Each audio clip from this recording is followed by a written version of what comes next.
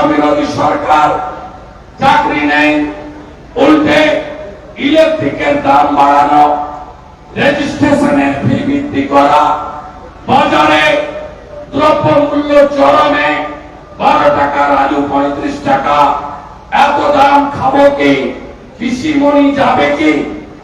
এত দাম খাবে কি? খাবো কি? মমতা যাবে কি? এত দাম খাবো কি? তৃণমূল যাবে কি? আমি 18 তারিখ আমার নির্বাচন কেন্দ্রে নন্দীগ্রামে জনবিরোধী সিদ্ধান্ত, গত 3 সপ্তাহে এই সরকার যা যা নিয়েছে তার বিরুদ্ধে পথে নেমে একটা মিছিল করছি।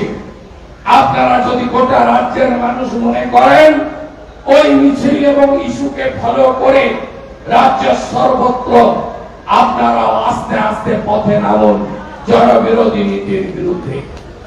আগামী 19 তারিখ থেকে রানাঘাট দক্ষিণ, রায়গঞ্জে যে ভোটাররা ভোট দিতে পারেননি, যাদের বাড়ি ভোটের দিন আগের দিন আক্রান্ত হয়েছে, তাদের কাছে বিরোধী দলনেতা পৌঁছাবে, তাদের পাশে বিরোধী দলনেতা পৌঁছাবে।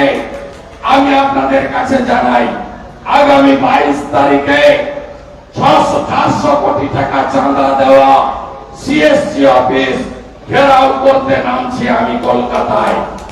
সব গ্রাহকরা আমার সাথে থাকবেন তো?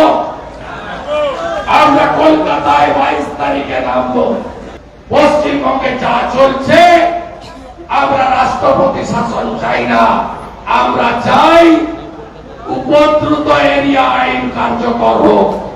এখানে ডিস্টার্ব এরিয়া অ্যাক্ট কার্যকর হোক এবং ভাইপো জেলে যান, এটাই আমাদের সকলের দাবি, আমাদের আবেদন।